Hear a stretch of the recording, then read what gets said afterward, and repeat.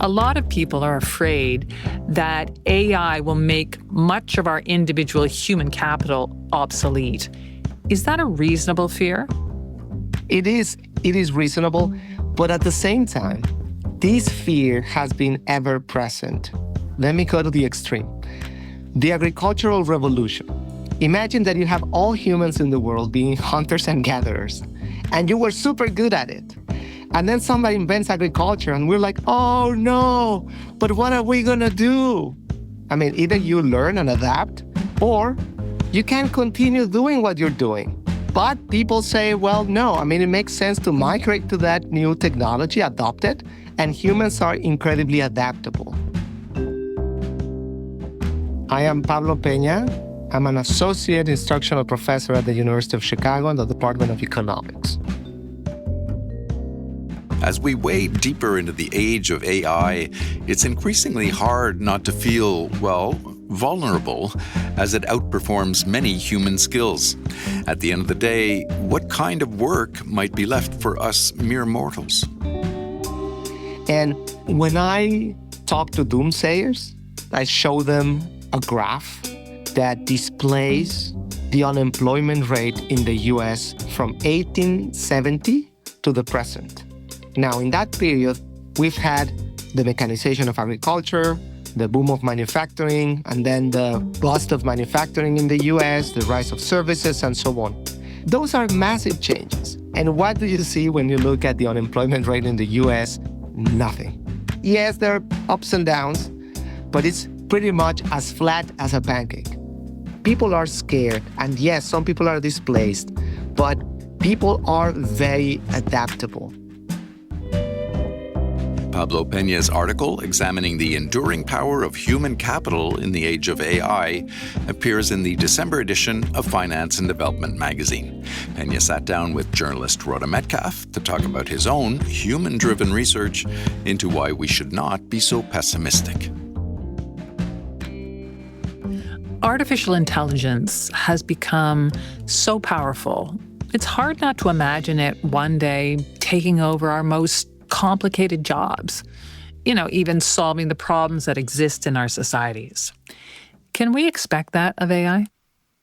I don't think we can expect AI to solve all of our problems because, the version of AI that we know now is a sophisticated remix of what we know already.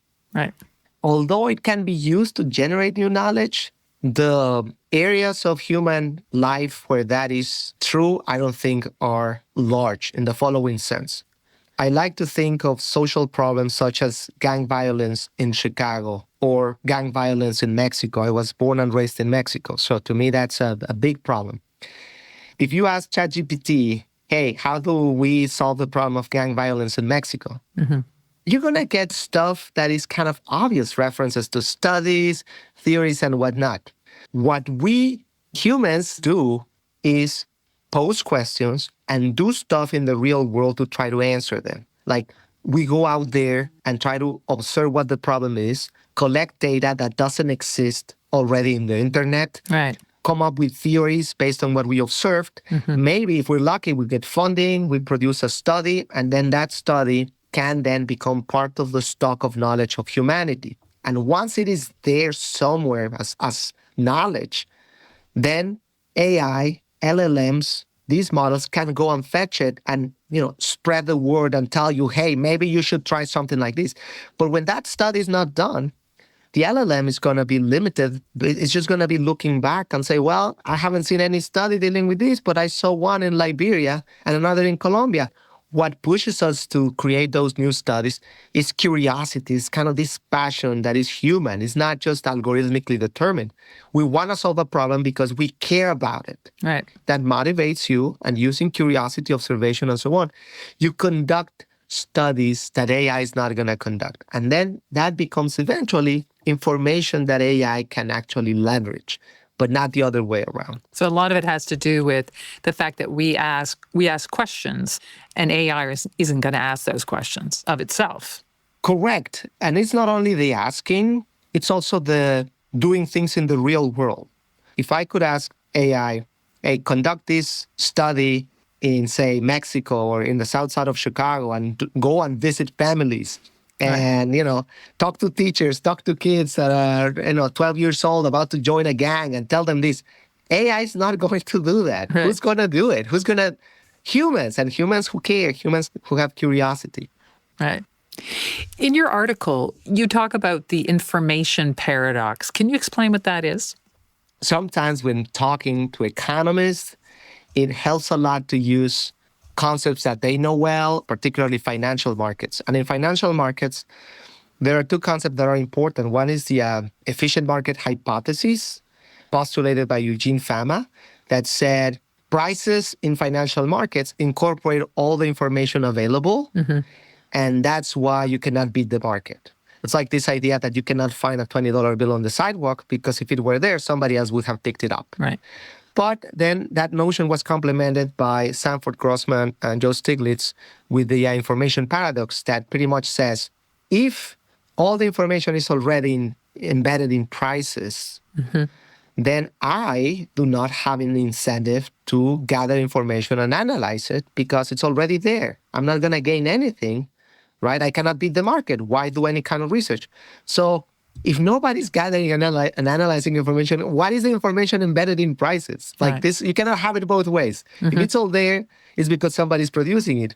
But if it's all there, nobody has incentives to produce it. So what they argue is, well, no, it's a process. Not everybody faces the same cost of acquiring and analyzing that information. And it's that process that leads to potential benefits to people that invest, and that is eventually incorporated in the price. If you do a proper analysis, you may learn that a company is doing really well and its earnings are going up, so the price is going to go up, and you buy before other people. But by your buying, you help push the price up, and then it's a process where the information is incorporated. Now, I like this to use this paradox to talk about AI because we can think in a similar way. AI contains a lot of information, but that information doesn't magically go into the belly of these large language models. It has to be produced by somebody. If suddenly all of us, everybody in the world decided that all we're going to do instead of creating new knowledge, new information, is we're going to ask ChatGPT or Claude, then we're going to stop producing new information, producing new knowledge, and then suddenly all this knowledge would become outdated. Right. There wouldn't be people producing new knowledge to feed those large language models. Interesting. There's a tendency to think that AI will eventually replace human skills in all kinds of realms. You argue then when it comes to science, AI is much more capable in some fields than others. Can you talk about that? Yeah, absolutely. I think that our reliance on AI is going to be an easier pill to swallow when it comes to hard sciences because there's not a lot of room for interpretation. Right. So in other words, some question related to chemistry or to physics or engineering in general. There's a formula out there. You may not know it. You may not be able to interpret it. But if you can ask and formulate your question properly, you probably can get the right answer. Right. But if we move to the social sciences, then we know from the start that either we don't have definite answers or we don't agree on what those answers are. Like, just imagine the big questions like, what is the purpose of human life? Imagine that ChatGPT tells you, well, no, there's no purpose. Human life has no purpose. And you're going to say, now, what does ChatGPT know about the purpose of life? Right. It means that whatever information we get from AI is going to be filtered through our own critical thinking. So that's why I believe that critical thinking has become more, not less important. More important since the advent of the internet and now the advent of AI. We have a lot more information than we used to have. More information, less curated. Right. In the past, there were gatekeepers, publishing houses, newspapers, news agencies. Now everybody can broadcast from their garage, blog from their kitchen, tweet from the streets, right? And now imagine these deep fakes, these AI videos that look totally real. And I've seen a few of, cats doing crazy things. Right. And you have to exercise your critical thinking more than ever before, because now you have to say that's clearly absurd. AI generated. So knowing what can explain things, the importance of that has not gone down. It's the opposite. It has gone up. So critical thinking, analytical thinking, as sort of human skills are required more than ever. Correct. And I think that to add to that, human capital is a collection of skills and knowledge embedded in people. And those skills and knowledge allow them to produce valuable things for society. Sure. So in this context, it's very important to keep in mind that, yes, we rent our human capital to our employers, right? They pay us to use our human capital at work. But that is just half of what we do with our human capital. Mm-hmm. The way we live our lives, like what we do outside of work, it's also using a lot of our human capital. For instance, think of raising children or planning your retirement or taking care of your own health. So you can always go to ChatGPT and say, hey, make a plan for me to save for my retirement or a plan to exercise so that I maximize my health or whatever. The fact that ChatGPT tells you, hey, you should be saving more every month, or you should exercise more, do some cardio, do some strengthening, and so on, and please reduce carbs. That's the right information, but you still need to do it. Right. And that requires a lot of willpower or socio-emotional skills, like sometimes called soft skills, that are part of your human capital. Those are skills that can be developed, that can be learned, that can be exercised. Even if we were at that point where we know exactly what's good for us and it's out there, getting it and doing what it takes to actually enjoy the benefits of that requires human capital. Right. I mean, just talking about the extent to which AI could ever replace social sciences, do economists have human capital that AI will never be able to replace? I guess I should say yes. You hope. I think that, yes, I believe so. Again, just the notion that there's a lot of questions out there to be asked and answered means that there's still a lot of work to do for us to produce that knowledge that then can be fed into AI. And then again, I think it's very important to remember that humans rapidly change what we want, our desires, just like we keep increasing what we call a decent living standard when technology changes. Like some of your listeners may recall that 20-something years ago, there was a big concept, the digital divide.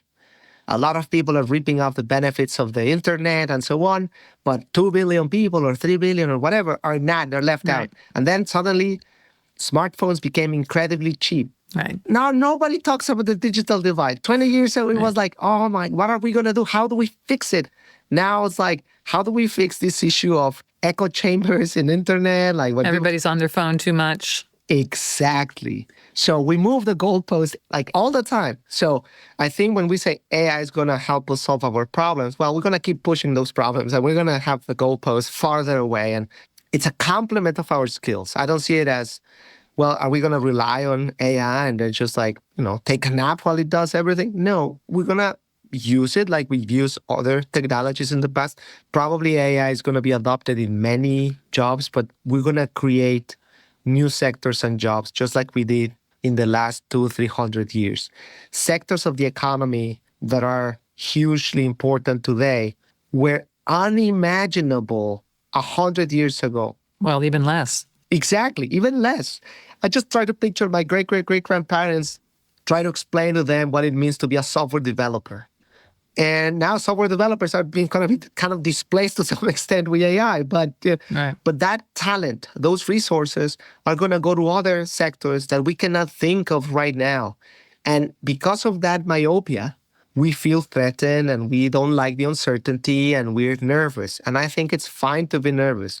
But I think there's going to be more entrepreneurs trying to figure out how this human capital that may be displaced in some areas can be used in some other new areas that right now you and I cannot kind of fathom. But those who can, guess what, are going to make a lot of money and are going to produce a lot of value for society. Interesting.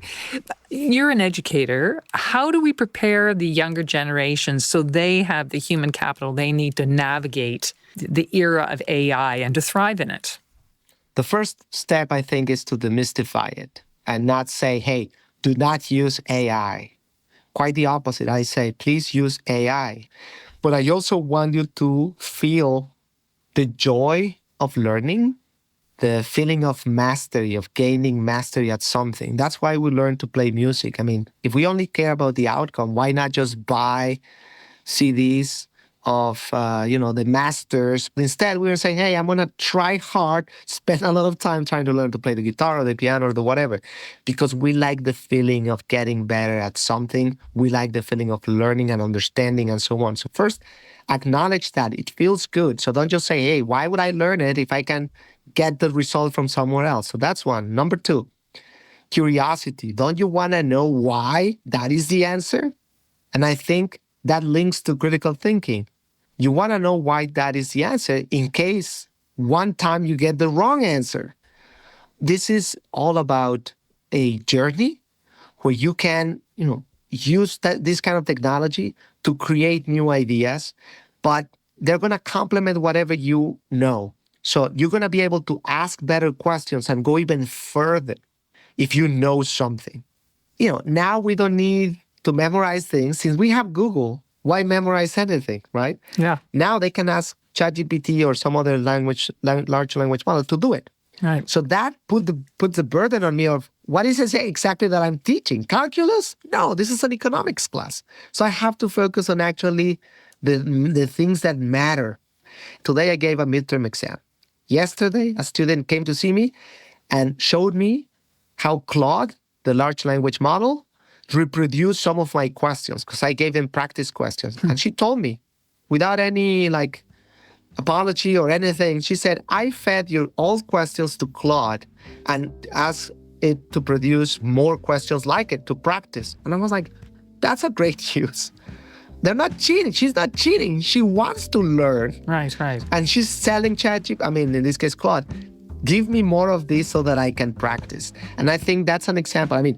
I don't claim to know what's the right way to proceed, but I think to me, instead of posting a thread, I'm like, this is fantastic. It's saving me time of teaching things that are kind of boring or mechanical, right. And it's letting me focus on the things that I love about economics. Well, a very thought-provoking conversation. Thank you very much, Pablo Peña, for coming on the podcast today. My pleasure. Thank you very much.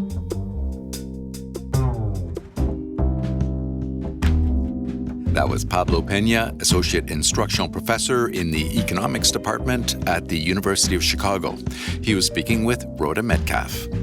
Peña is also an author. His latest book is called Human Capital for Humans. And look for his article on the human edge in the December issue of Finance and Development magazine. Go to imf.org/FND. And you'll find lots more IMF podcasts on Apple Podcasts or wherever you listen. You can also follow us on X. Our handle is @IMF_podcast. I'm Bruce Edwards. And I'm Rhoda Metcalfe. Thanks for listening.